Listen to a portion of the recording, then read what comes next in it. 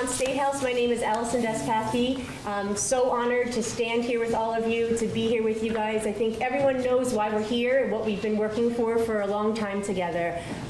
Health choice, body autonomy, informed consent, standing up for the health of our children, standing up for the health of our environment. We're all incredibly dedicated to this work. And every time I talk to people, just as we were doing all this morning and during lunch, it gives me so much hope to see what everybody is doing in their worlds, talking to people, educating, standing up, getting activated. This is what it takes. And we were talking today, obviously I want to introduce Mary Holland from Children's Health Defense, the president of Children's Health Defense. I want to give her a round of applause.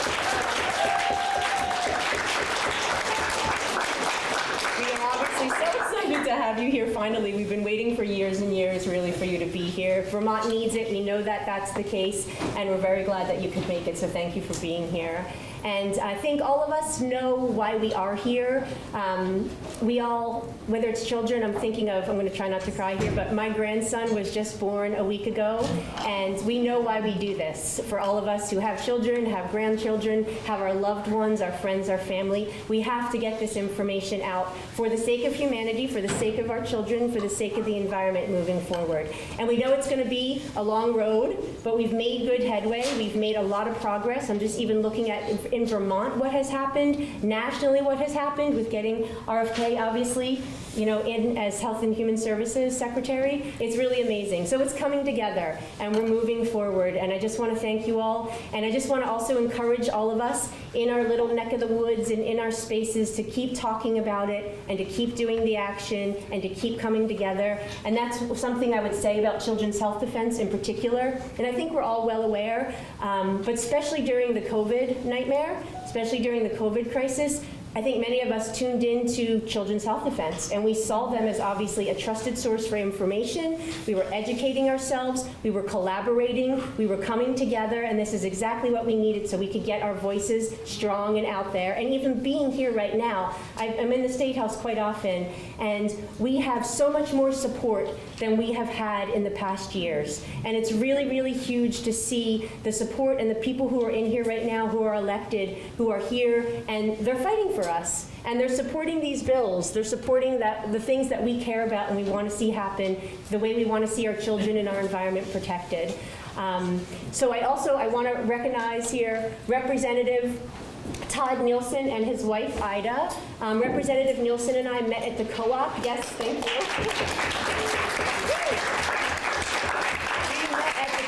The first week of the session, and we became fast friends on this issue and really all other issues. And he has been a very strong voice and a very strong ally in the State House. I'm very grateful for his work. He signed on to all of our health choice bills, which I'll mention in a second here as well. So very grateful for his work. I also want to make sure that I recognize and thank Amy Hornblast, Executive Director of Vermont Stands Up, who worked very hard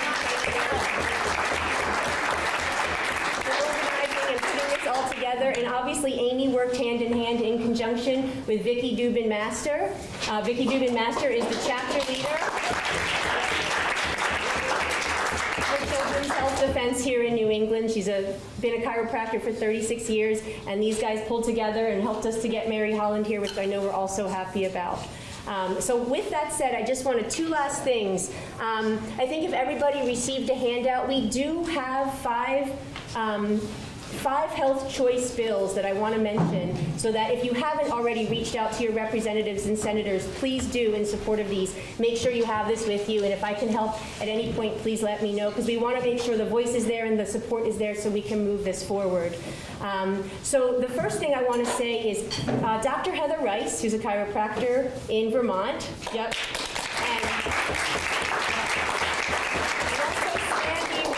Where is Sandy Ryder? Oh, there he is, sorry. Thank you. Dr. Sandy Ryder. I want to recognize them as well as Jennifer Stella. They are the co-directors of Health Choice Vermont, who've been working for years and years for these issues here in the State House in Vermont. And Jen could not be with us today, but I want to bring them up because in 2015, Vermont lost philosophical exemption here. And Robert Kennedy Jr. came here. He was promised an hour. He was only given 15 minutes to testify. Unfortunately, we lost that. We still have religious exemption, and ever since the loss of philosophical exemption. We've been watching it like a hawk. But because of that, Heather Rice, Sandy Ryder, and Jennifer at Health Choice Vermont introduced some health choice bills. So they've been in there now for, I think it's 8 or 9 years. And just from a hopeful standpoint, this is the first session that these bills were introduced in the committee rooms and people were invited in to testify against them. So it's taken 8, 9 years to even get to that point, but we're getting there. So we've got right now, just so people know, we've got a bill to fully support informed consent and body autonomy, to bring back philosophical exemption. This is a really comprehensive, huge bill. This one sits in health care right now. We also have a bill that would prevent discrimination for housing, for education, for careers. That one's in GovOps right now, so discrimination based on vaccination status. And then we also have, which was introduced to Human Services just recently, a bill that would require the Department of Health in Vermont to report to the legislator about vaccine adverse events. So that would obviously, so us as a state can keep an eye on how many people are getting injured or damaged or dying because that's happened. I have a nutrition practice, and I was telling Mary earlier, prior to COVID, I had about 90 people with vaccine injury that I had worked with. I've had my practice for 25 years. Since then, since COVID, I now have 200 people, around 200 people with vaccine injury that I'm working with. We know that vaccine injury is real, and we want to ensure that people have health choice and body autonomy and can make these decisions for themselves at all times. The other bills I just wanted to mention quick, 393, Amy Hornblath worked really hard on getting this bill put in with our representative Greg Burt. And this would prohibit the use of masks in schools and educational facilities so that families and children, say it again? Prohibit the requirement. Prohibit the requirement. Prohibit the requirement so that families and children can make their own choices, definitely. And just 2 other bills that I wanted to mention quick. One is H217. And that one is, I don't know if people had heard about what happened in Dartmouth with the patient who was being denied a kidney transplant because of vaccination status. So as soon as I saw that happen, my rep and I, Greg Burt, who I want to recognize, who's amazing, and he's sponsored, done a lot of signing on for these bills, and Rep Nielsen also signed on to all of these bills. But this bill, what we did was we took in the New Hampshire Patient Bill of Rights for hospitals, it says that care or services cannot be denied based on vaccination status. So because Aaron Seary, Informed Consent Action Network, they basically warned Dartmouth-Hitchcock Hospital, if you cannot move through with this, in your hospital patient bill of rights, you cannot discriminate based on vaccination status. And so they warned that, and because of that in the patient bill of rights, the person was able to move forward and do the kidney transplant. So we took that language from the New Hampshire one, and we made a bill to add it into the Vermont one, and so many reps signed on to that. So more and more we are getting more representatives and senators in here who are aware, who are willing to sign on, who are tuned into these issues that we all care about. And the last bill that I want to mention related to children's health, the health of humanity, the health of our environment, all of us, is the ban geoengineering bill. And this would obviously prohibit the use, yes. And this would obviously prohibit the use and spraying of chemicals on us, our children, our environment. The other thing I would say about that bill is it recognizes and acknowledges the fact that microwave radiation is pollution and it needs to be monitored and regulated. Both Verizon and AT&T say that, and it's uninsurable. So we know that that is a toxin. We know that that's a poison that we do not want all over the place. And so the bill that we put together does have language to protect Vermonters from this microwave radiation in our environment right now. So that was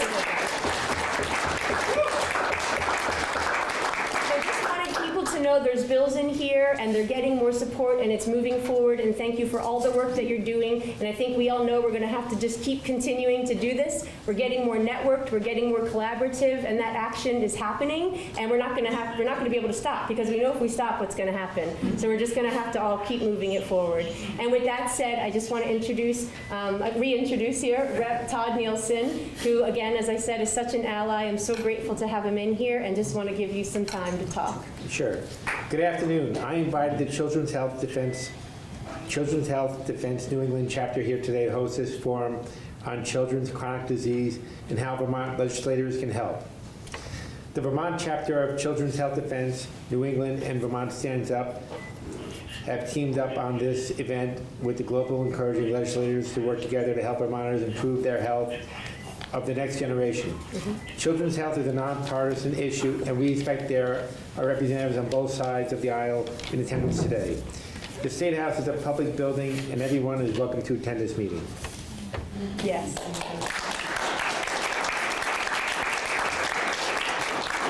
And I am the unvaccinated. I'm proud of it.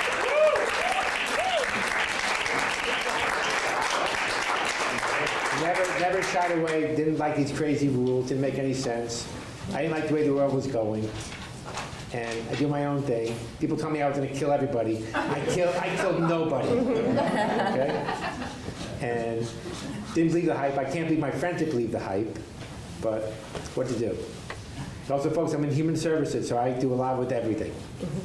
I was a carpenter, now I'm in the house. I know how to read a tape measure, so I'm learning how to work in the Capitol. You gotta bear with me, okay? Just like my wife bears with me. Yes. Thank you. Thank you.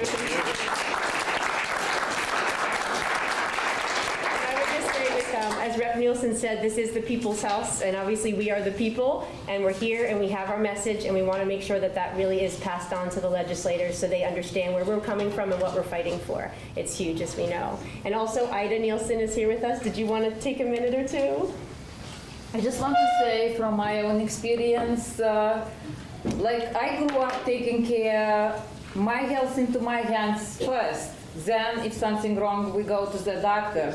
And in this country, it seems like you have backache, you go to the doctor.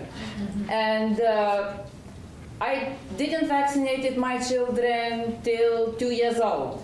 I breastfed because it was natural. It was natural what nature intended to. I didn't vaccinate them because they needed to go to school, and probably I didn't know. It was just my own experience. I did get vaccinated from what you need vaccinated when you come to America, or I needed for my job, what it was from hepatitis and something else. But even when I was working, I am RN, I work in nursing home. So there was vaccinations every year from flu. Like you need to get vaccinated. Why do I need vaccinated from flu?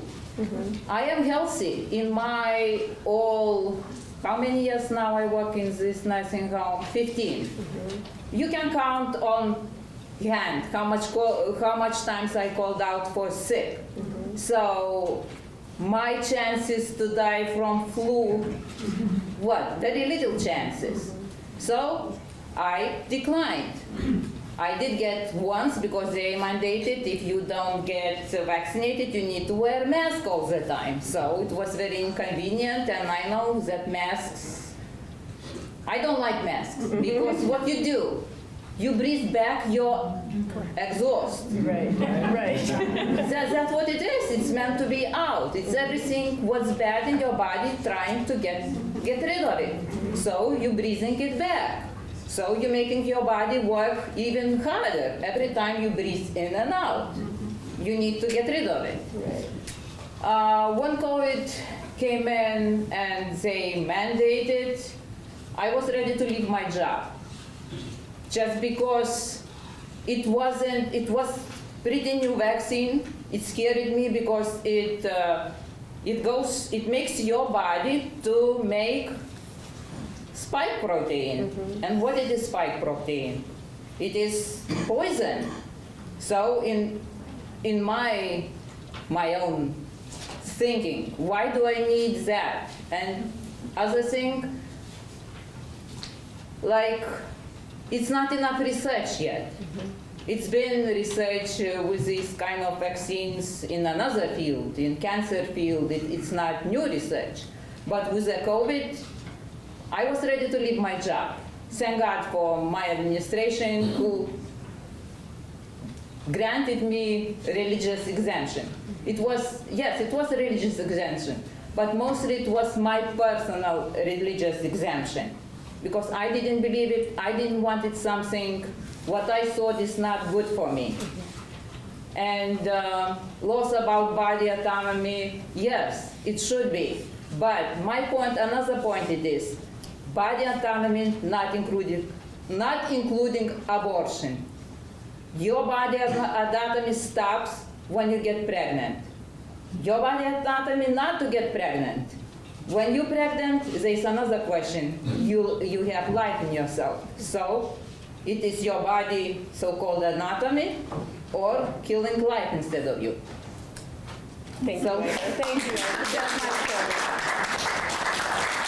And I think thank you so much.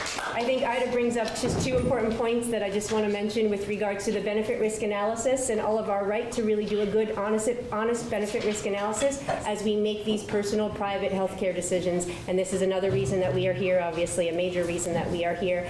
And the other piece is the religious exemption and how important religious exemption is, holding on to that in this state and hopefully trying to bring back philosophical exemption, as I mentioned. So thank you both so much. Thank you. And now I just want to introduce, Dr. Vicki Dubin-Master, and again, as I said, she's been a chiropractor for 36 years in this realm of health, and we're very grateful for her work. She is the chapter leader for Children's Health Defense New England, and so I'll hand it over to you, and thank you. Thanks. Thank you. Yes, I am honored to be the Vermont chapter leader of Children's Health Defense New England. I learned about them during COVID. I was sharing as much information as I could with my patients and my email list, and that I felt was the only information I could trust. And I was lucky enough to meet Mary at a health freedom event. We lived very close to each other, and our group just kept getting bigger and bigger, and we met regularly. It was such an honor. At that time, I couldn't believe I was in her presence. She is an extremely beautiful human and an amazing lawyer and an activist for health freedom and health choice. Children's health is a nonpartisan issue. We really were hoping to get a lot of people from both sides here, and I'm still hoping that's possible. So Mary's seeking to help end the chronic disease epidemic, childhood epidemic issue, and that really is the main function and force of Children's Health Defense. They're trying to hold those responsible accountable, create safeguards to these epidemics so they never happen again, and through education, advocacy, litigation, and research, Children's Health Defense challenges federal and state governments, pharmaceutical companies, corporations, and corrupt regulatory agencies.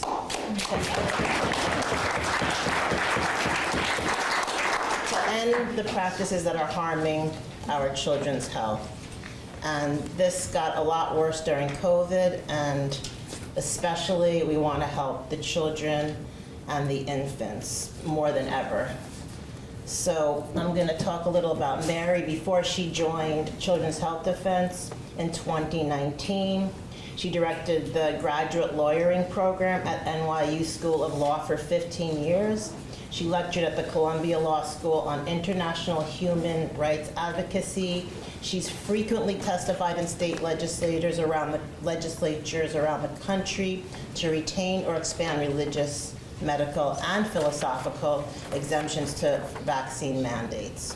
She's co-authored 2 books on vaccines, The Vaccine Epidemic and the HPV Vaccine on Trial, Seeking Justice for a Generation Betrayed, and many articles about vaccine law and policy. And she also edited Turtles All the Way Down. And today, having her here, it is such an honor.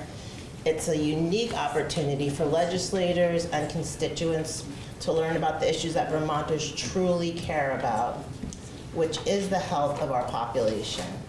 As a chiropractor for 36 years, I've noticed the deep decline in the health of our population, especially the children. There's so many issues that are creating this epidemic, and by coming together today to discuss these issues here, we can hopefully come up with solutions that can bring transparency and trust back to the Vermont lawmakers and show the people that we can heal our children and ourselves. This education and informational conversation opportunity was brought to you by Amy Hornblass again. And Children's Health Defense New England. So Mary, take it away.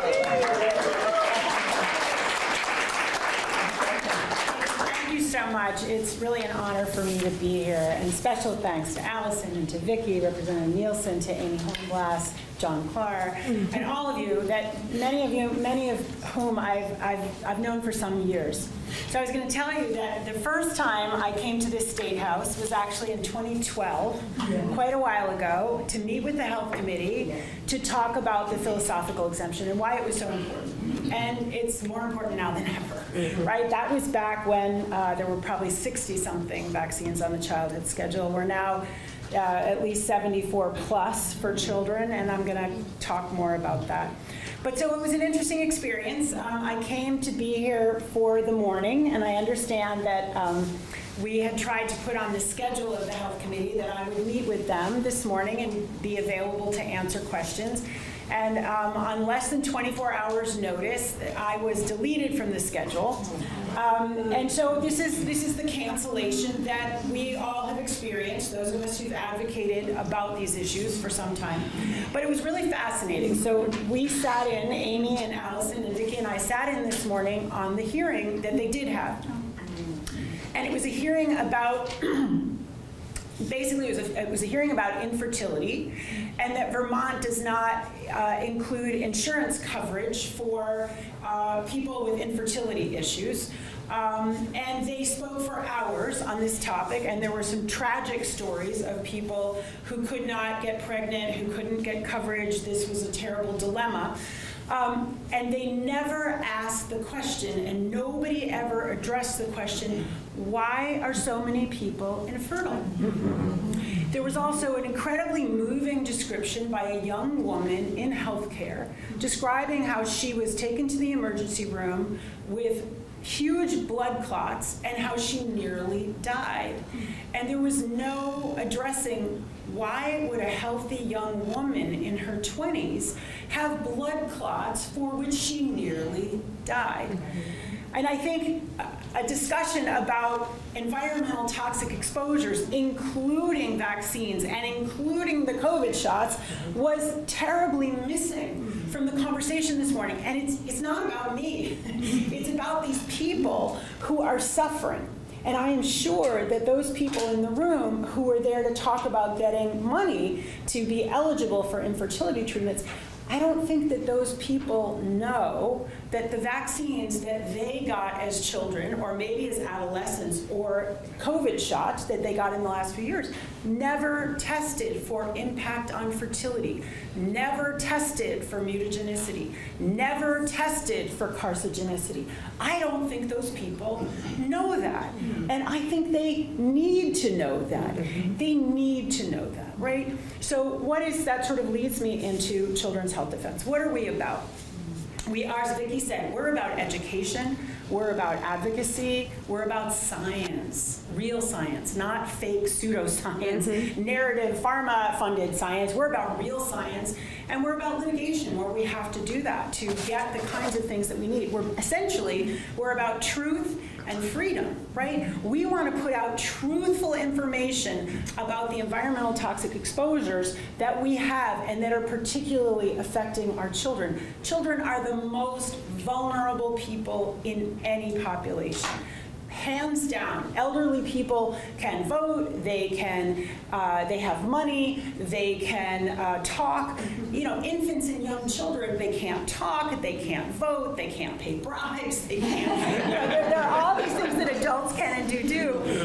Babies and children can't do that. So I feel like if we protect them, we do protect the whole society. So I think as Ida made so clear, everybody has to make their own choices about these very, very serious medical interventions. It can't be up to the leader of a state senate who knows nothing about your health. And it can't be, as in New York, where I'm from, that a school district can override treating physicians about what should constitute a medical exemption. Literally, we're looking at taking on a case right now of a child who has 7 letters from 7 different doctors to get a medical exemption, because we don't have a religious exemption anymore. We'll come back to that. And the school district said, no, those 7 letters don't count. We've decided you don't need a medical exemption. This is by a non-medical person, right, in the school district. So this is the kind of medical tyranny that does exist today in the United States. And we can't sit by and do nothing, because if we sit by and do nothing, it will get worse. I mean, it's pretty simple. So I think COVID showed us a level of medical tyranny that in the United States, I don't think we had ever experienced before. Under the Constitution, under our laws, basically health is a local matter, or it's a state matter. It is not a federal or a global matter, the World Health Organization, the World Economic Forum. And suddenly during COVID, we saw the whole world, and in the US at the federal level, these really draconian rules and regulations, right? And we saw this public health emergency, masks, tests, distancing, lockdowns, and then culminating in, what everybody had to wait for, this experimental shot, right? A gene therapy, no question. This was not a vaccine in any normal sense of the word. They had to change the definition in order to be able to call it that.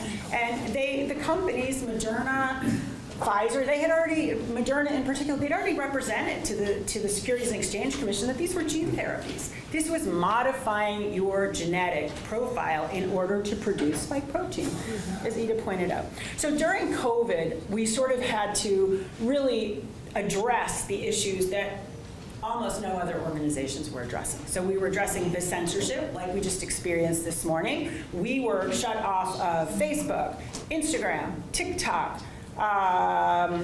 basically you name it. We were not YouTube. Not to mention we were only called kooks, and absolutely not getting into any kind of newspapers or mainstream media.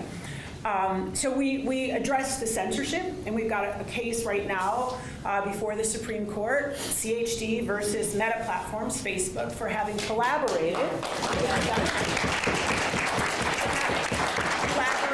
with the Biden administration to shut us down. And you'll remember that Bobby Kennedy, who founded Children's Health Defense, was named one of the disinformation dozen. He was called out literally from the White House for disinformation and for harming people. The other thing we stepped up to during COVID was representing the healthcare workers in particular, but all the workers who lost their jobs because their religious exemptions were peremptorily denied. In New York City, they said, oh, if you're not a Jehovah's Witness or Christian Science monitor, your religious exemption doesn't count. That's against the Constitution. That's illegal. We do not discriminate among religions. And the religious rights in this country, thankfully, are very capacious. You don't have to belong to a particular sect to be able to say, this is my religious belief, and this is more sacred to me than my everyday experience. So thankfully, more or less, in many respects, COVID is over. Here we are, we're assembled in person, thank God. Very few people are wearing masks, but those that are, that's their choice, and that's a fine thing. So now we're able to refocus on the children. And again, like I said, if we protect children, we protect the whole society.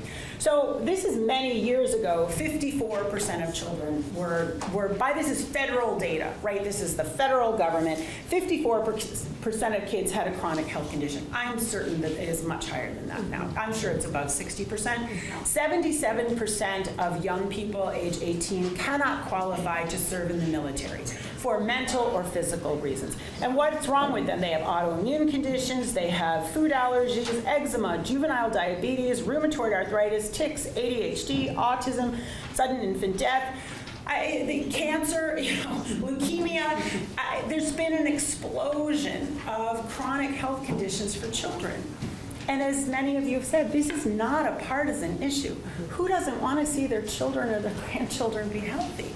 I mean, this is crazy. So I think the issue of childhood health has been hijacked in many ways, and industry is about making profits. I mean, that's their job, and that's okay, but there has to be decent regulation, and there has to be some guardrails, right? And as Bobby Kennedy, before he became HHS secretary, famously used to say, the regulators have become sock puppets for industry.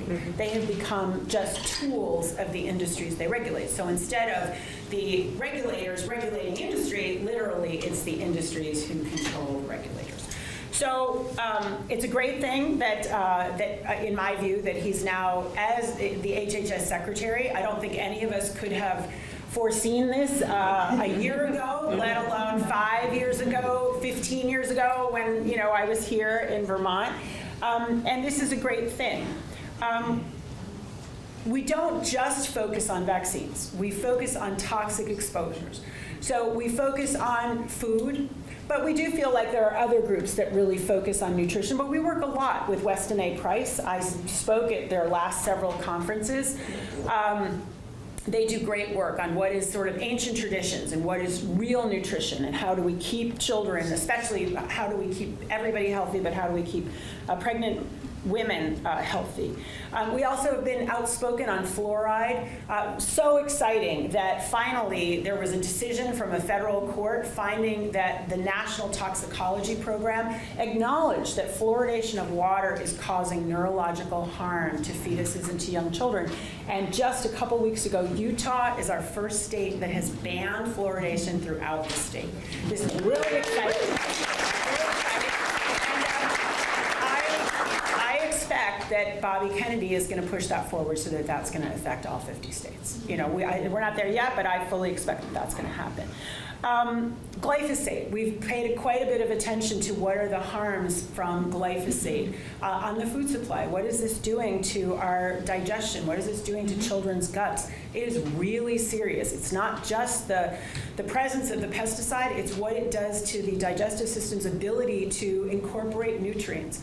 Again, there are other groups that are doing that work. But our focus absolutely has been on vaccines, and we are truly unapologetic for that. Vaccines are a huge, life-challenging medical intervention.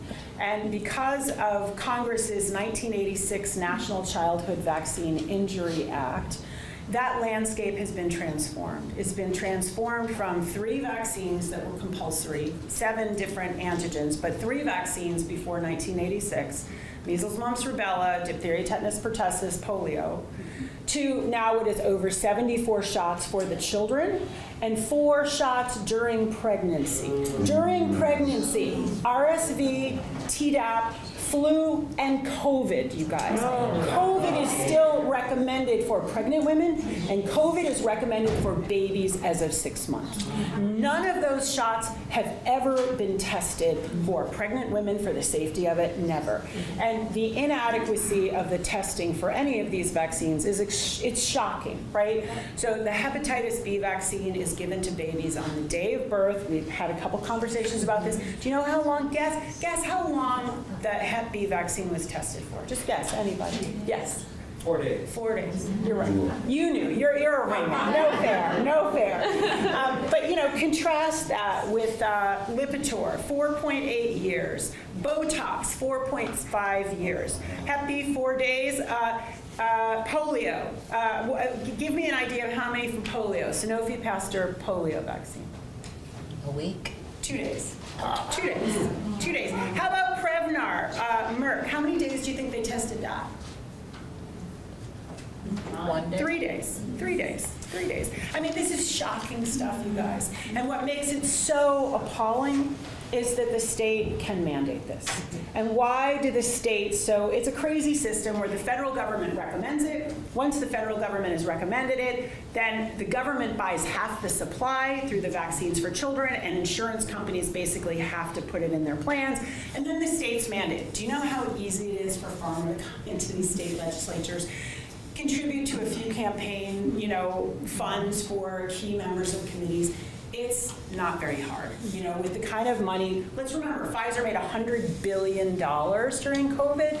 What is a $10,000 or $20,000 to pay off the, you know, into a and it's legal, right? I'm not saying anything illegal. They pay it into a campaign fund and they say, you are protecting children. And that's what they tell people. And people like the ones this morning who don't want to hear what we have to say, they can imagine with, you know, no information, oh, gee, I'm protecting children. I'm getting another important vaccine on the schedule. I'm going to protect those children against varicella. I'm going to protect them against chickenpox.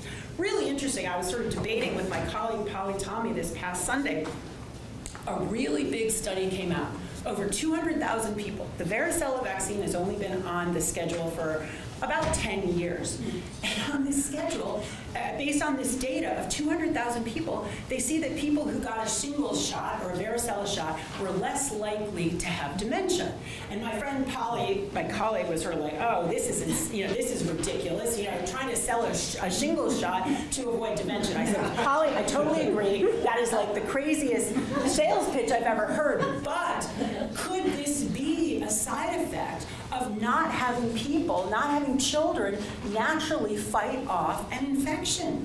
And it could be, right? We have an immune system that was meant to work in some way, and a neuroimmune system. What does it do when you suppress all of that and the immune system doesn't work? So, you know, that's something. I mean, at a minimum, we know that since World War II, when we saw medical atrocities, and the U.S. jurists, the U.S. lawyers were the ones that really drafted the Nuremberg Code. And the first principle of 10 principles is the voluntary consent of the individual is absolutely essential, right?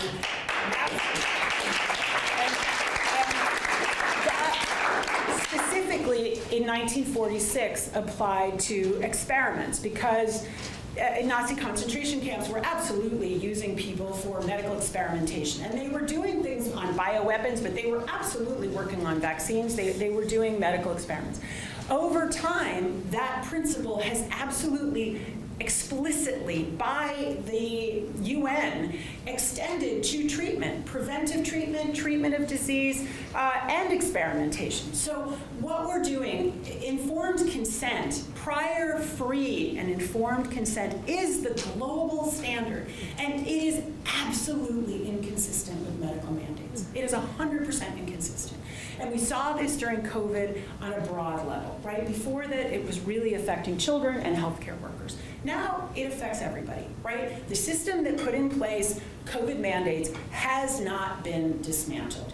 The first state that has now put in true safeguards is Idaho. And that happened literally, I think, last week.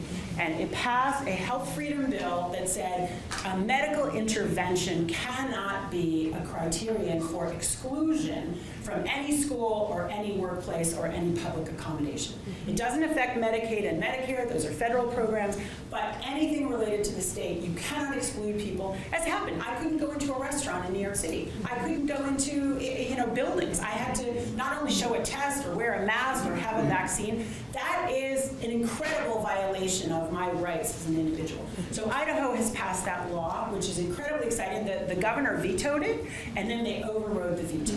So this is huge. I am truly hopeful that it is a template for other states, probably not New York and Vermont in the near term. We're working on it. To say, we're working. But we're going to work at it. And let me just say very briefly. If I could just interrupt for Yes, one moment, please. because we do have a legislator in the room, and Josh Dobrovich, who's on the Education Committee for the House, is sponsoring our mask bill. Fantastic. So I want to introduce you.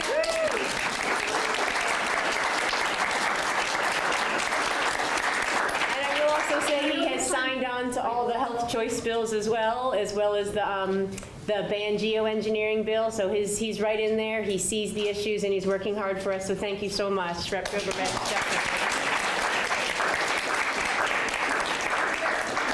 Your only chance for any. Yeah, please. I came to absorb. It's kind of interesting on the floor at the moment, so we have moment where I come down. I don't have any questions. I'm here to absorb. Okay. I've just been enjoying what I've heard so far, and I got a few more minutes. Well, what I was going to briefly conclude on, and then I want to open it up, and I love hearing questions and comments. That's where I find I can be most responsive to what matters to you.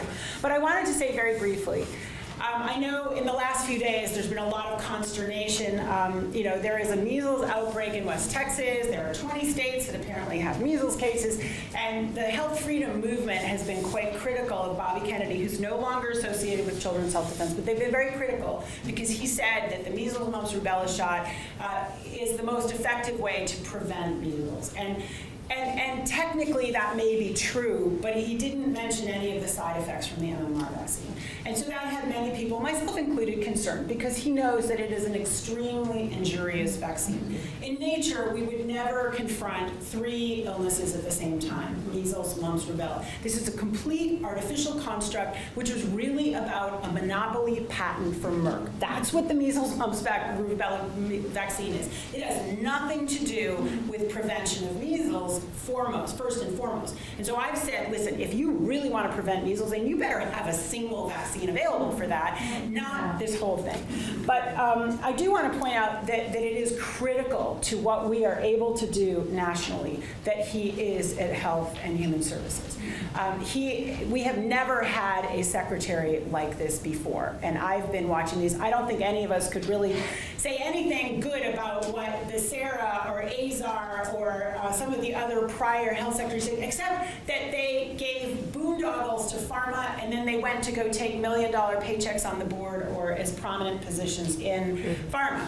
What Bobby has done in under 2 months is with Trump, President Trump, create a MAHA commission. They, within 100 days, have to specify what the health issues are, and 180 days, how they're going to tackle them.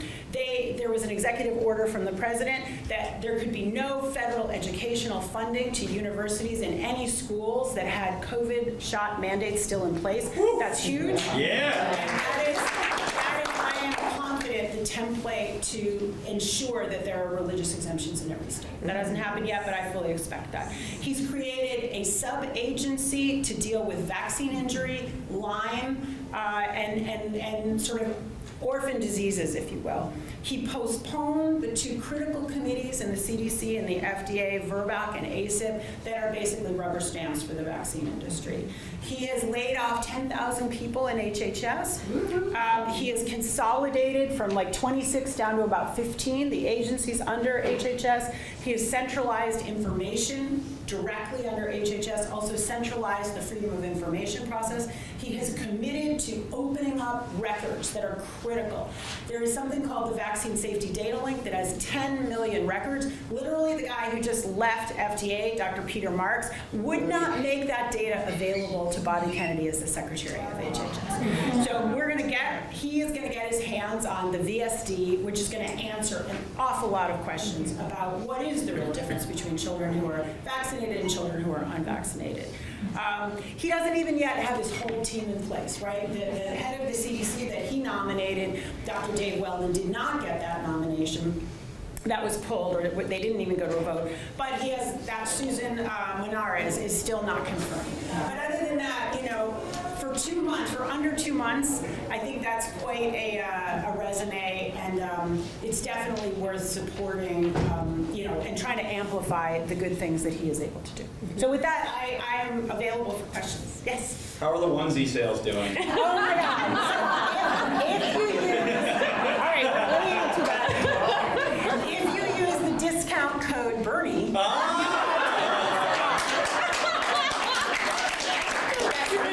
sold hundreds of onesies that day. And we have many people commit to sending them to Bernie's office. And I have to tell you, I was sitting in the confirmation hearing at that time, and it was everything I could do from holding myself back to burst out laughing. It was the most ridiculous spectacle, I think, one of the most ridiculous spectacles I've ever seen. Do you support those onesies? I support the onesies.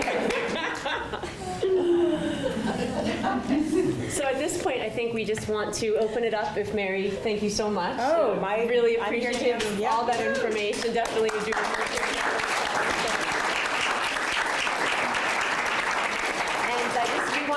it up at this point just to see if there were any specific questions related, obviously, to Mary's work and Children's Health Defense. Representative Nielsen had to go. That sound that you heard means there was a vote, so he had to run out to the vote. I'm not quite sure when he'll be back. But we just wanted to see question-wise related to what's going on in Vermont, Children's Health Defense. Just open it up to the floor. Looks like there's a question. I have a quick question. Sure. Which scientific journal do you use, like the findings of? Lots. I mean, a lot of the work that we do references the Journal of the American Medical Association, Lancet, New England Journal. We also look at other things. There's some interesting new journals. Some are peer-reviewed, some aren't. Preprints is really where a lot of good science is now getting printed, unfortunately, because the peer review process takes forever, and the journals are not always straightforward. But in general, we use mainstream medicine. We cite to the CDC. The information I said, the 54%, that's from the CDC.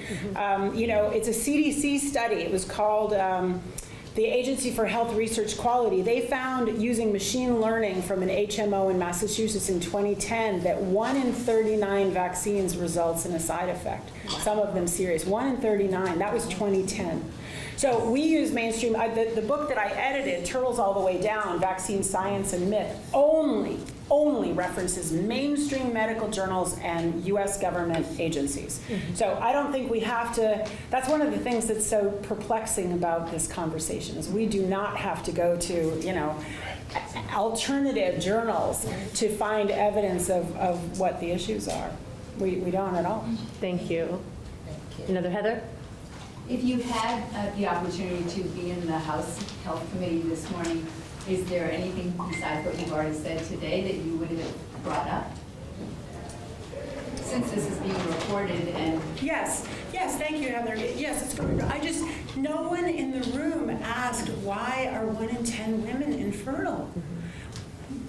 It used to be, infertility is well known. That happens, and there are good interventions, and they're not just about mainstream medicine and the things that really can lead to future problems. There's acupuncture, there's herbs, there's nutrition, there's counseling. There's a lot of ways to overcome it, but to ask the questions, why are so many women infertile?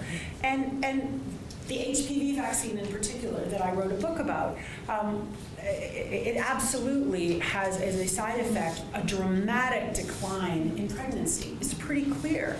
If you just look at when the HPV vaccine was introduced, and then you see teen pregnancies, which are typically not planned, right? But the drop in teen pregnancy after the introduction of the HPV vaccine was about 50%. 50%. So absolutely, and the COVID shots also, the miscarriage rates, the congenital deformities from the COVID shot, off the charts.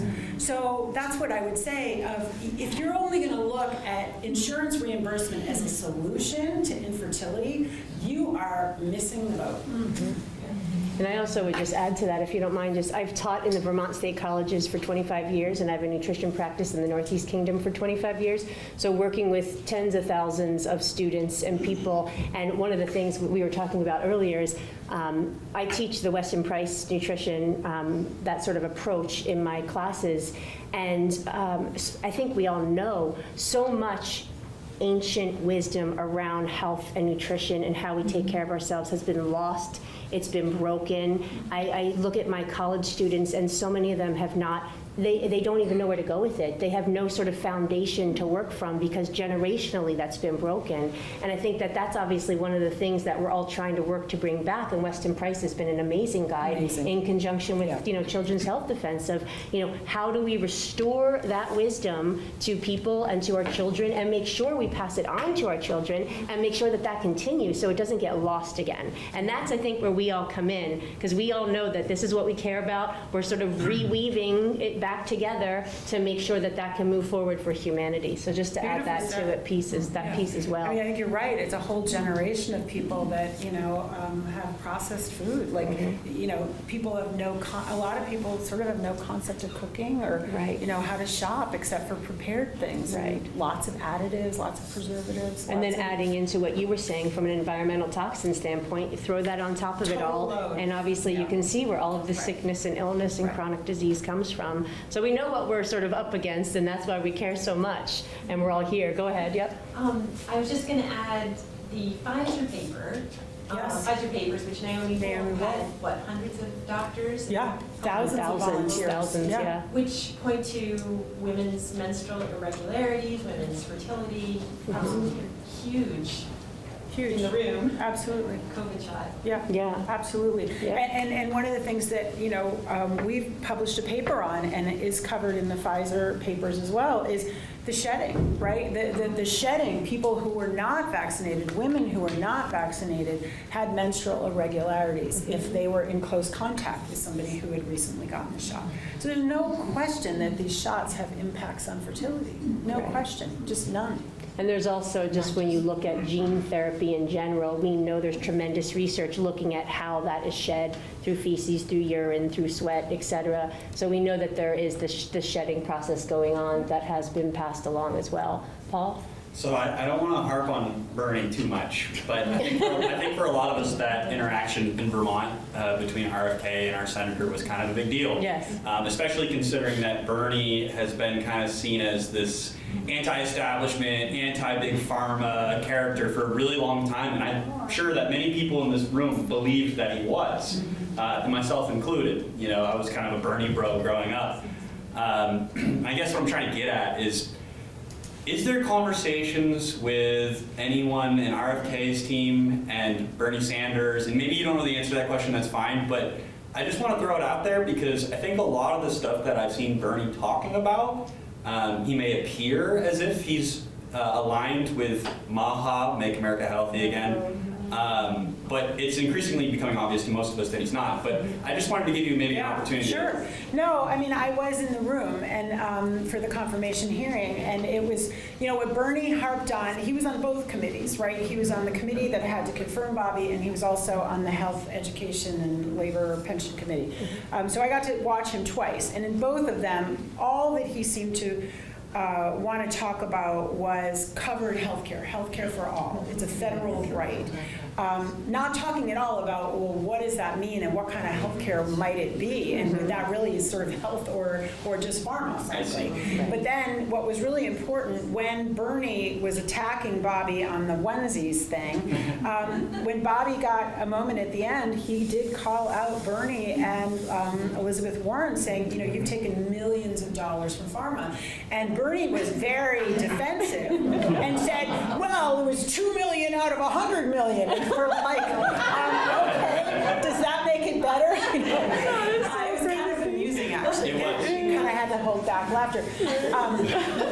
I think he has this image that national health care, like in the UK or in France, is the answer. And sadly, now working really closely with people in the UK and France and other countries with national health systems, I wish that were the answer. It's not I'm not saying that people should be deprived health care. Please don't get me wrong. But just saying, okay, let's just give pharma more discretion. Let's give them more resources. I think we have to be incredibly wary about that, given what we've seen so far. Absolutely. Yep. I was wondering about, so you spoke about the vaccines and about nutrition, but what's a great concern of mine are the psychotropic medications that our 6, 7, 8-year-olds are being put on, and the cocktails that then follow. And so talk about disempowering our population. Yes. Nutrition, vaccines. 100%. How many people do we know have taken their lives because of being over-medicated? And it just goes on. It's huge. So we at Children's Health Defense are working with people like Kim Witzik and others who are absolutely advocates for telling the truth about these psychotropics, or telling the truth about how they were never recommended for long-term use, that they, in often cases, haven't been tested on children. About 25% of kids, I think, are on some kind of psych drugs, which is appalling, right? It's appalling. These are kind of behavioral modification things things. And the worst part is that, you know, they recommend often in the inserts for the doctors, the learned intermediary, you should be on this drug for 2 weeks, or it's never been tested for interaction with XYZ. And then the kid gets put on 5 drugs, and they're on them for 15 years. I just read a really interesting autobiography on this, Unshrunk, by Laura Delano. I have to say it's very, very powerful. This child was put on psych drugs at age 14 and was on them until about 29, and suicide attempt, weight gain, dysphoria, like she wasn't herself. She didn't know who she was. And it ruined her life. And so I think that I do know that Bobby Kennedy is deeply concerned about this. He has already spoken out about wanting to do research on SSRIs, want to do research on what's the impact on children. So as you know, I consider this a really important issue. Candidly, we haven't done the deep dive on that I wish we could. You know, there's a resource question there, but I completely agree with you that it's a huge issue, and we don't, much like with the vaccines, you know, we don't know the full scope of what they're doing, but the scope that we do know is deeply troubling. It's deeply troubling. And I would say that goes back to, if you don't mind me saying, just the informed consent piece that you were talking about, and just making sure that people have all of this information so they can make these decisions, which we know is just not happening right now. Was there something, Amy? We have a question. Oh, okay. I have to get to work, that's why I do the question now. Sure. 6 of us sued the governor, by the way, when this all started. Thank you.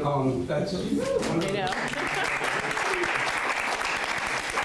I have 2 legal questions for you. One is the old phrase, fraud vitiates all. And so I'm wondering if that isn't an avenue. You know, the state is moaning and groaning because Blue Cross is going out of business, and yet it never occurred to them that maybe they could sue the pharmaceutical companies and get a few $1 million that way and get back in business. But it never even comes up. So I'm wondering about that expression. And the other legal question is coercion. It's against the law in Vermont. I mean, it's a statute against the law. I checked with the ACLU, they just hide under the desk or whatever it is.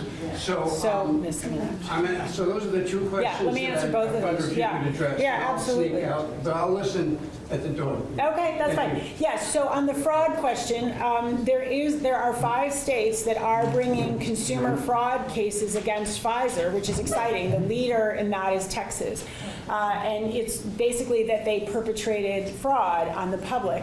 Unfortunately, for the products themselves, they are covered by the 2005 PrEP Act, which essentially eviscerates law. It is absolutely like whatever the Health and Human Service Secretary says is the law, and we have to overturn that. We've got to repeal that from Congress. It's an outrageous law.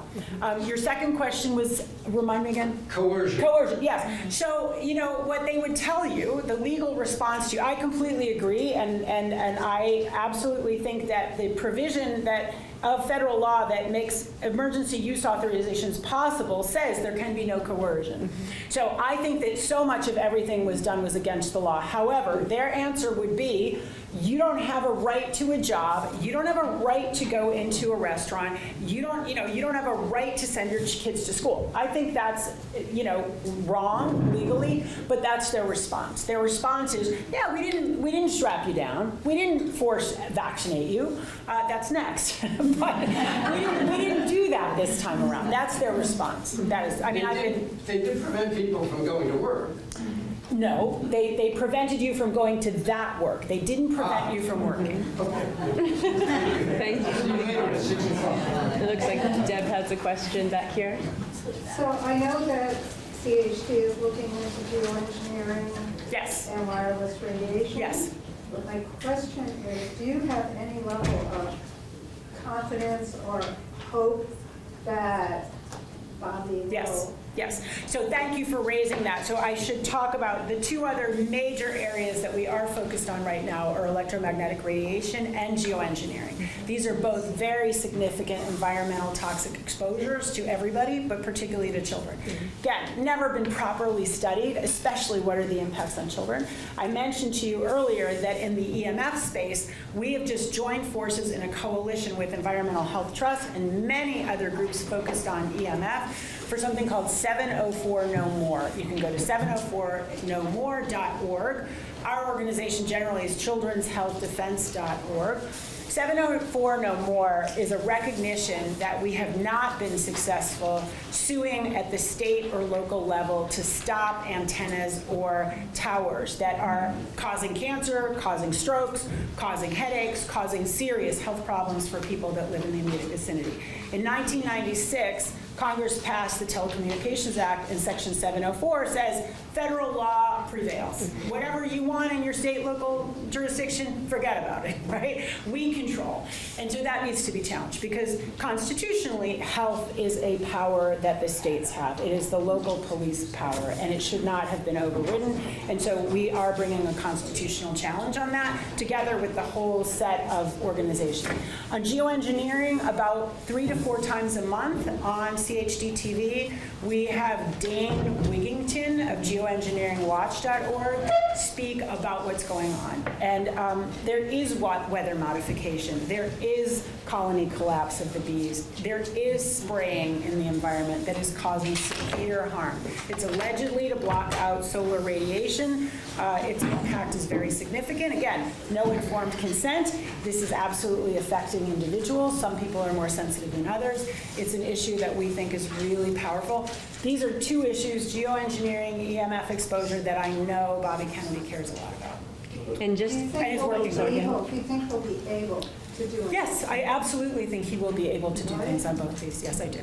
and Deb, on that note too, I think many are well aware, what is it now, 33, 34, 35 states that have some legislation around this right now, different types, but I think that's also, like, we've reached critical mass, we're getting there on this issue, so I think that's also hopefully going to move us there. For geoengineering, I recommend to people the website geoengineeringwatch.org, and on our platform, childrenshealthdefense.org, CHDTV. But there's a full-length movie that Dane Wigington did called The Dimming, and I recommend it. It's sort of the overview of what's happening in terms of the climate issues and the spraying, geoengineering.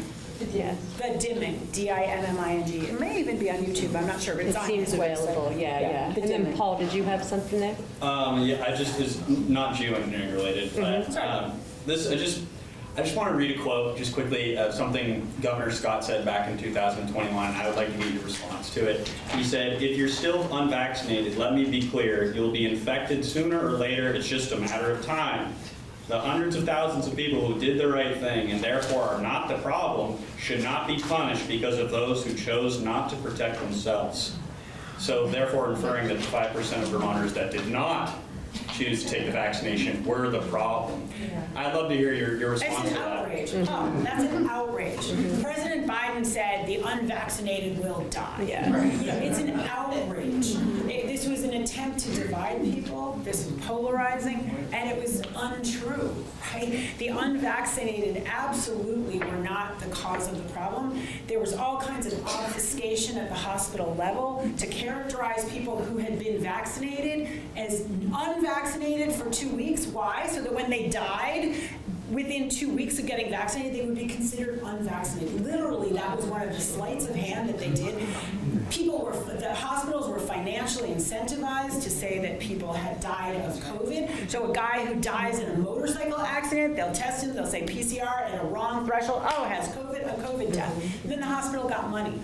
I highly recommend to you to watch a free film on our website, CHDTV, VAX3, Authorized to Kill. VAX3, Authorized to Kill. And it really looks at the hospital protocols and what went down during COVID.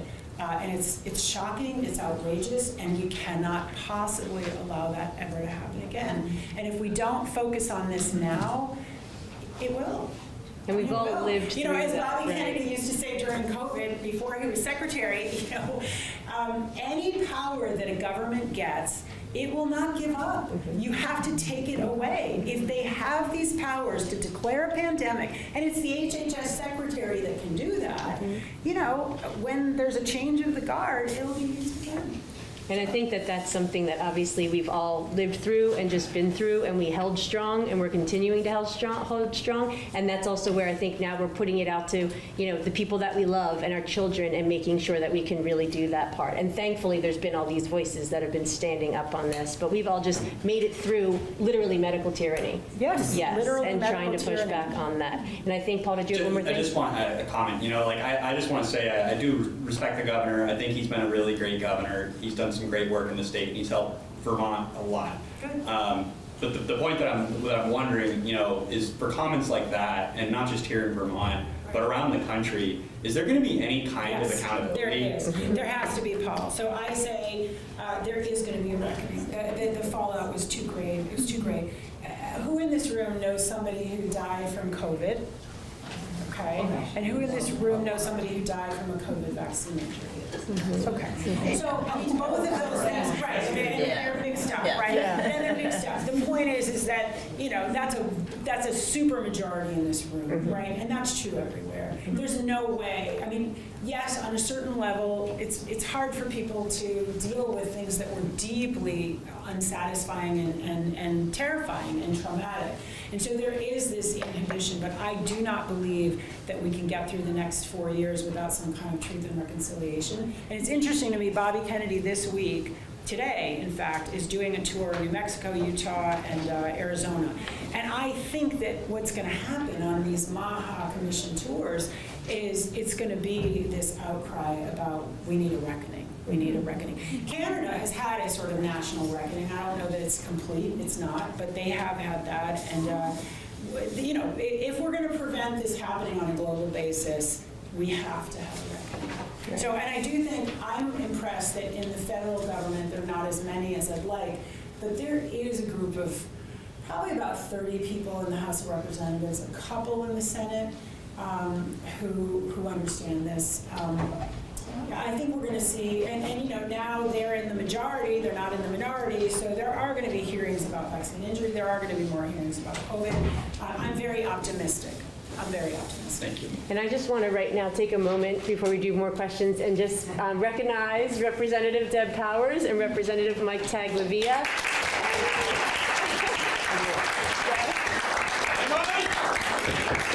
And also coming in, we've got Representative Greg Burt, and we've got, again, Representative Silverman. And I just want to say we've been having a wonderful conversation. We know you guys have been on the floor. We've been having a wonderful conversation with Mary Holland here, and we're so grateful. All of these representatives, just so people know, in case you didn't meet them yet today, have been incredibly supportive for the work that we're doing and for the issues that we all care about. They've all signed on to the vaccine freedom, medical freedom, health choice bills, the ban of geoengineering, because we're all working hard for healthy children, healthy humanity, healthy environment moving forward. So I just want to thank you guys all so much for popping in and all the support, definitely.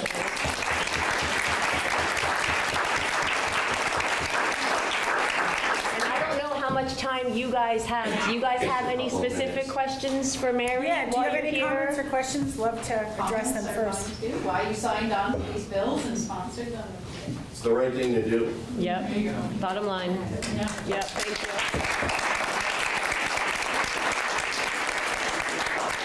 you. Yep. Yeah, I stand up for basic human rights, and our bodies are our own, and we need to be able to make the decisions about them. Geoengineering is a grave concern to all of us, to this whole world, and we don't need to play God. So yeah, I'm in full support of everything you guys are doing, so thank you. Thank you. I just want to point out with Representative Greg Burt, he's my representative and my friend, and he introduced the banned geoengineering bill, and he was invited into House Environment Committee thanks to Mike Taglavia and 3 other Republicans sitting on House Environment. I just want to mention their names: Rep. North, Rep. Labor, and Rep. Pritchard, and then Mike here, and they specifically wrote a letter to the chair and said these are the bills we want to hear about. So Greg was invited in to specifically talk about this bill, which was amazing because it's at least starting to get out there. We've got a lot of work to do, but it's starting to get out there. So thank you again on that, definitely.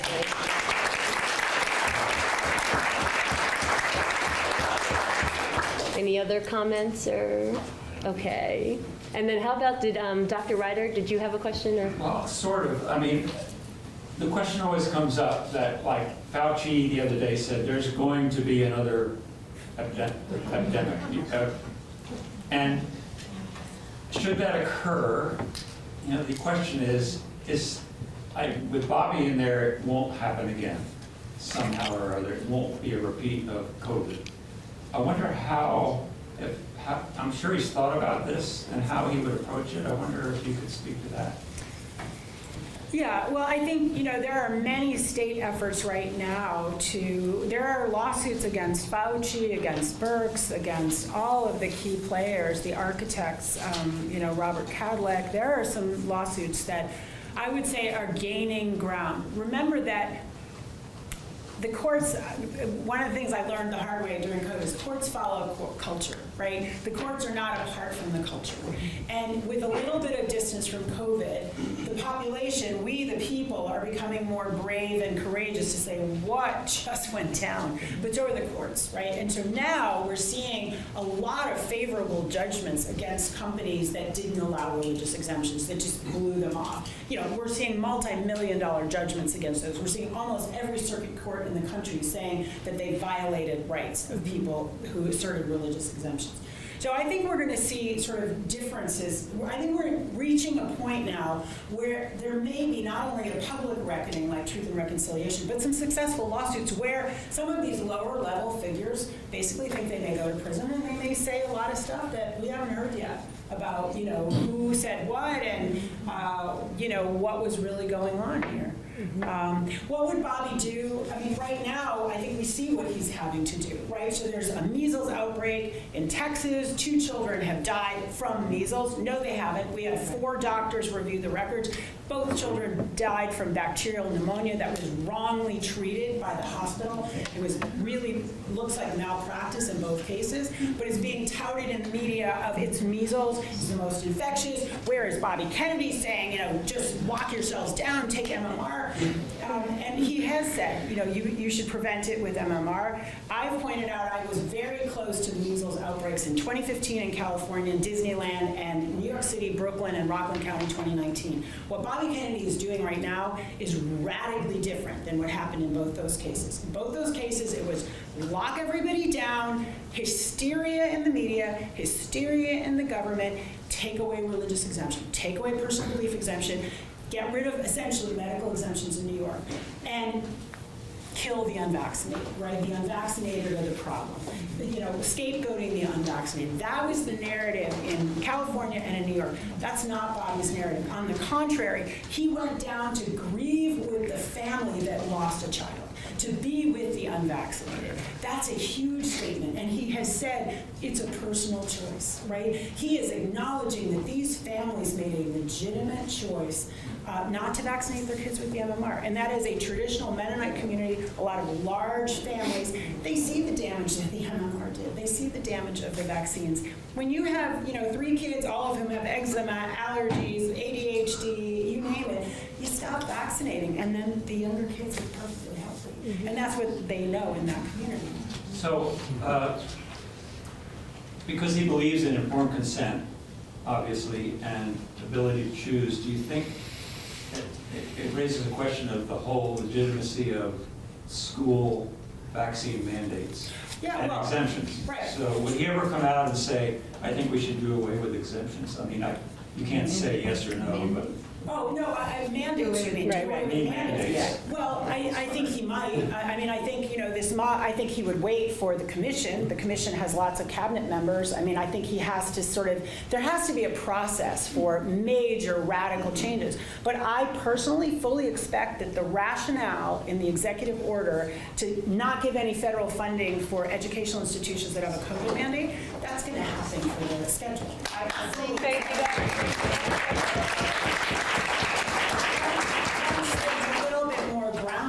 Once the science is clearer, once the vaccine safety data link shows the kids who aren't vaccinated are healthier than the kids that are vaccinated, then he's going to be in a position to say, okay, We want kids to be healthy. My job is to end the chronic disease epidemic, especially for children. We're not going to have states that disallow religious exemption. And we're going to have, real informed consent for people. We're going to give them full information. And what I expect to see as there are more states like Idaho that have health freedom laws, and there's forced religious exemptions in every state, which I imagine will happen.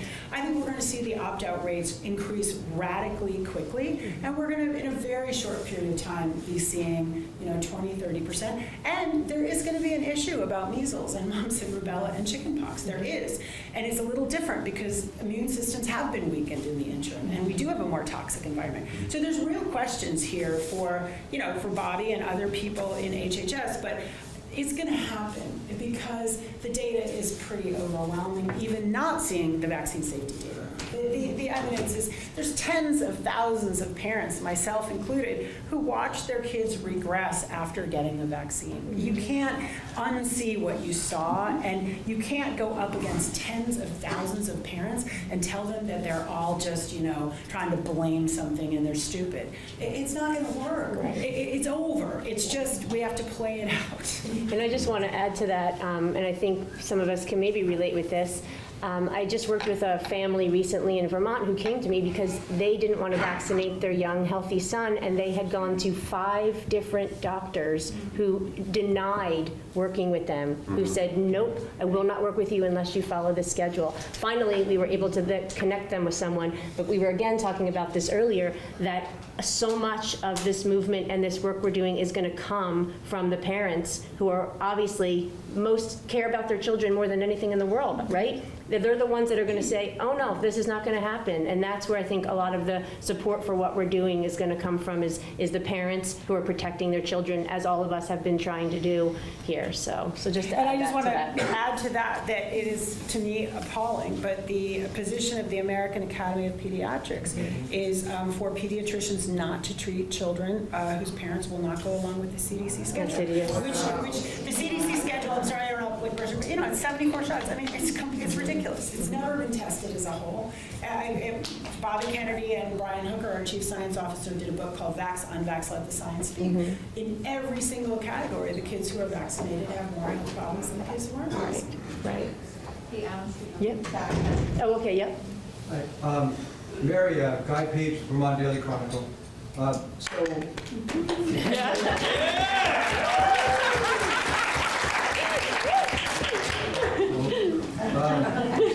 So 3 years ago, someone had mentioned COVID and Fauci, and 3 years ago, when the EcoHealth Alliance had an involvement with the Wuhan lab, I found out that the treasurer of the EcoHealth Alliance is a Arlington, Vermont veterinarian named Frederick Baum. Wow. And I reached out to Dr. Baum and said, what can you tell me? Well, surprise, surprise, I did not get an email back.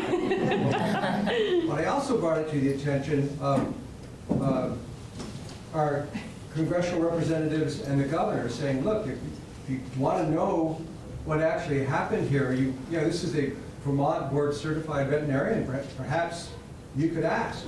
To my knowledge, one way or another, they haven't. But it does occur to me that if anyone in HHS wanted to sort of get to the bottom of what happened there, that maybe some Vermont people might be able to go to HHS and say, look, we've got a Vermont guy here who's the treasurer of the organization for like 10 years or something. Surely he would know. And perhaps an inquiry could be launched, because I've done sort of everything I can do, and maybe someone else might want. Yeah. I think that sounds like a great idea. Yeah. Bobby Kennedy did write a book called The Wuhan Cover-Up and the Terrifying Bioweapons Arms Race, and it is a really excellent book that describes that, what we're dealing with. Vaccine research has always been connected to bioweapons research. It's not a new thing. He certainly is personally interested in in what happened, in Wuhan and with EcoHealth Alliance. And there's no question that, the USAID and the National Institute of Allergies and Infectious Diseases and the Department of Defense poured millions of dollars into coronavirus bat research in the Wuhan Institute of Virology. There's zero question of that. That happened after a ban that Tony Fauci basically sidestepped or illegally broke to continue this so-called gain-of-function research, which is bioweapons research in Wuhan, China. So I think it's a great idea. Good. John? Since Guy has introduced the issue of a veterinarian, I just wonder whether legally you've considered suing on behalf of cows that are exposed to geoengineering contaminants, as we discussed. I love it. Maybe people would care more as animal rights activists about children if they cared about our cows. Right, Just saying. right. And I think my cows will be plaintiffs in that action. I will pay you. They'll pay you. They can't hide in the house. So long as You you're want to bring them in the house. I will be happy to come and interview your crops. And I'm sorry, it looks like you had a question? And they can sign the retainer agreement. I will authorize their informed consent. Okay, you can go. Go ahead.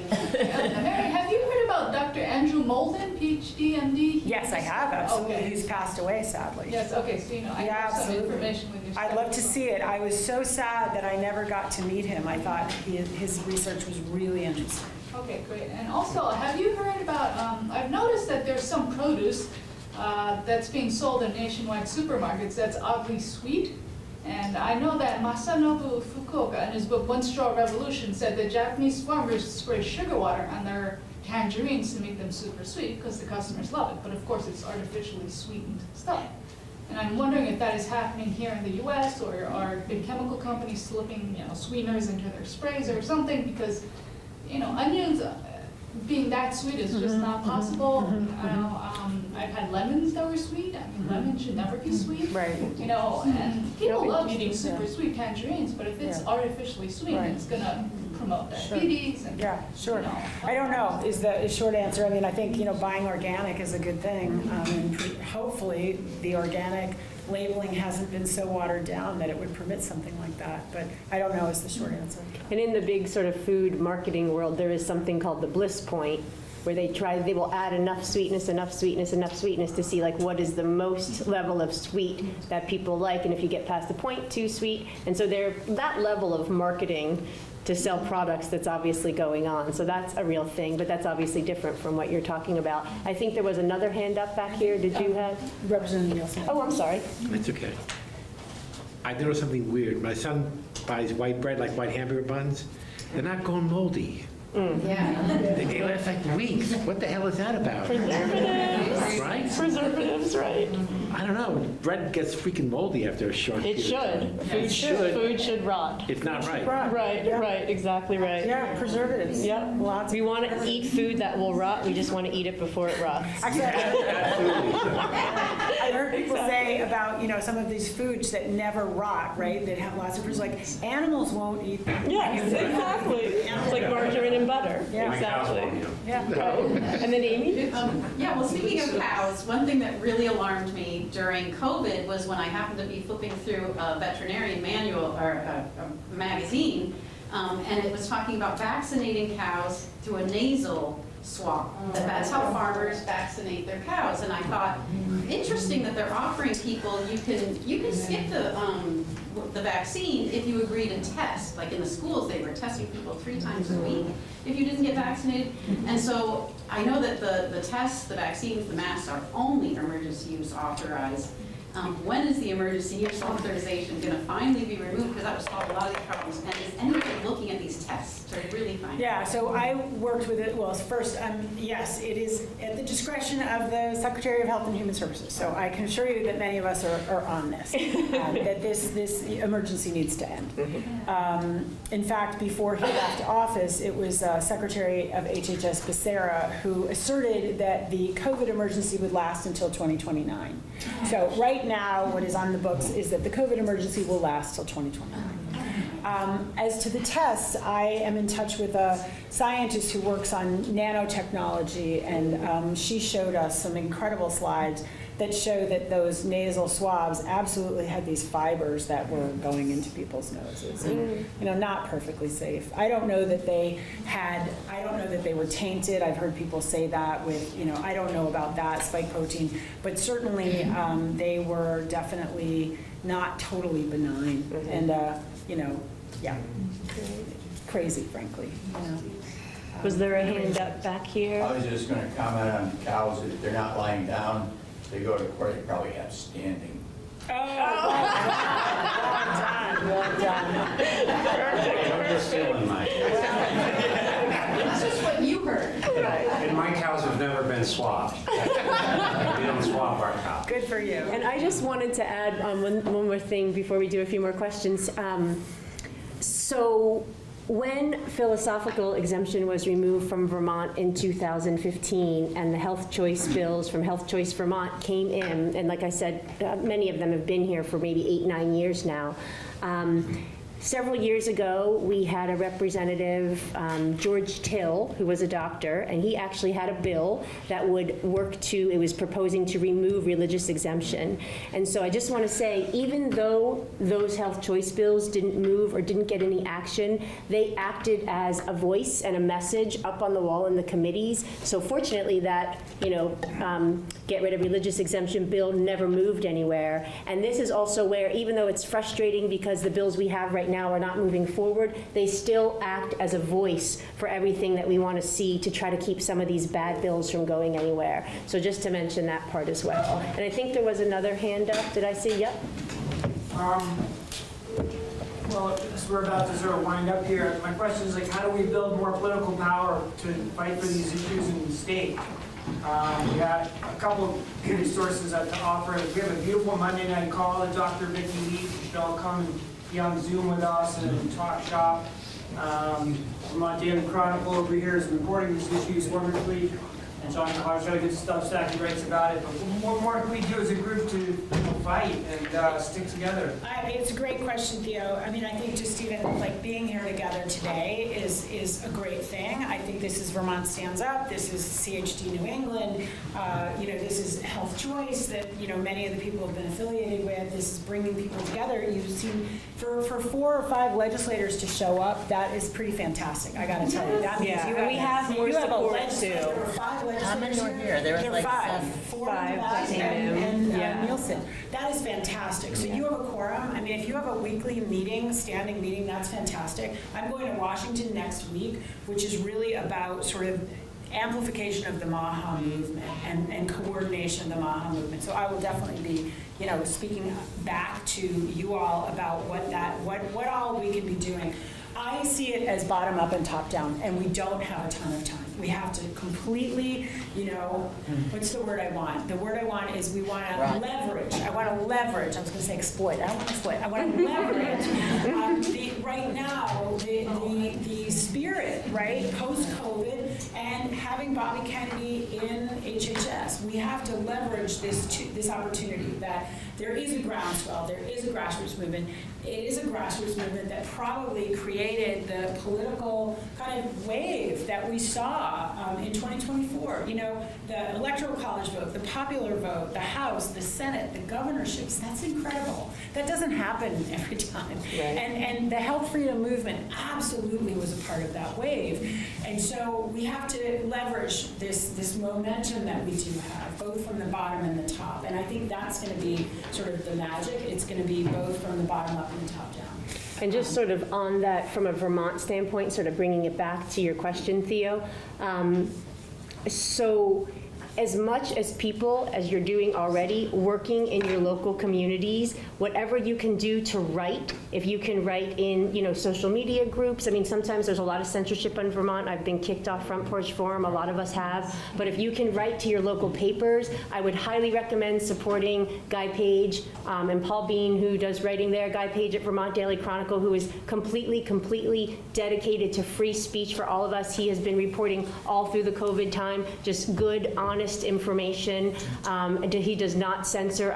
You can subscribe to him. His Vermont Daily Chronicle newspaper is free, but any sort of support helps us to try to get the word out more and continue spreading that information. So I would say the more writing, because as most of you guys know, I'm sure you all know, a lot of this is education. Like if we want to bring more people in, so much of it is going to be based on giving them the information, because we know what the media and propaganda has told people. And obviously we've broken out of that, but we need to help other people to break out of that and get that information. So I can't recommend enough continuing to do all the work in your local communities, and then also supporting and being in touch with your legislators. Let them know that you are there. This is what you care for. You're not going to. This is what you care about. You're not going to go away. You're committed to this. In the Northeast Kingdom, where I live, we worked so hard to get, Deb Powers, Greg Burt, like some of these really good people elected. So it does take that grassroots local movement to support this and make that happen. And I want to add, I should add that I'm excited that one of the things I believe MAHA must do and will do is to start having sort of supporting candidates around the country, right? So I am a MAHA candidate, and I stand for these 10 things. And I think that there will be support for candidates, and there will be training before the 2026 elections, because I think that's really critical. Yes, that's huge.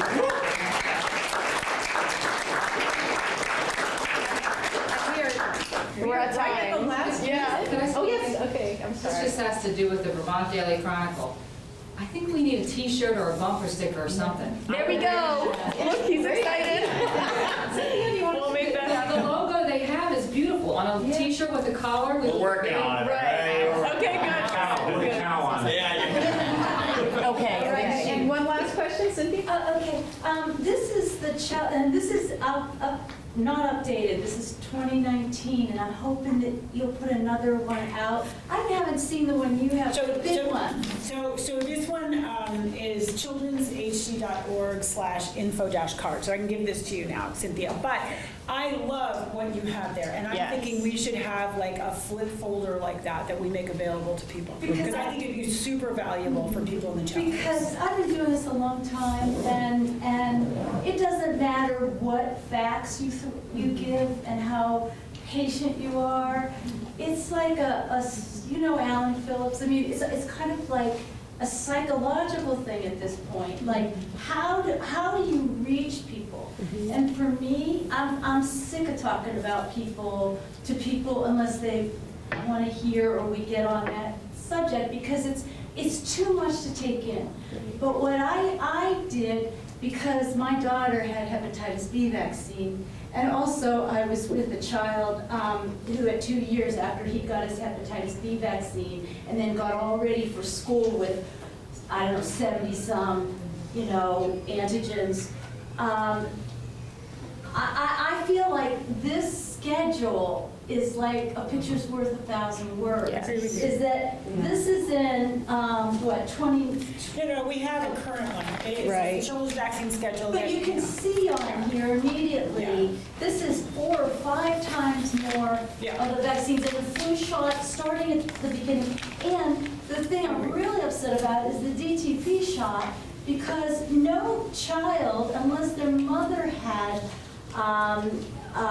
hepatitis, or not the DTP, that hepatitis shot, at birth, then at 1 or 2 months, and then at 6 months, 3 of those before the child is even 6 months old, and along with all the other ones. Right. That's insane. And this is where, We're out of time. But I'm just saying, I think that if people see this, they might understand. And this is back to the education piece. And one last announcement that we have, Dr. Vicki Dubin. I just want to invite each and every one of you tonight to come to our event. Go to VermontStandsUp.org and buy tickets. Worst case scenario, show up at the door. There'll be a QR code. Mary will be here. This is a celebratory event. So much fun. We are going to have fun. We have a live band that's donating their time and their talent to come, and we're just going to have food, and it's very reasonably priced. So please show up. I'll have CHD merch. All right, Bentdale's Bistro. And if I could just let folks know, if you are not a member of Vermont Stands Up, please join, because we send out email blasts and let everybody know about these kinds of events like the MAHA meeting. So you can sign up. I left some cards there on the middle table. And if we can just give a round of applause to Mary Holland.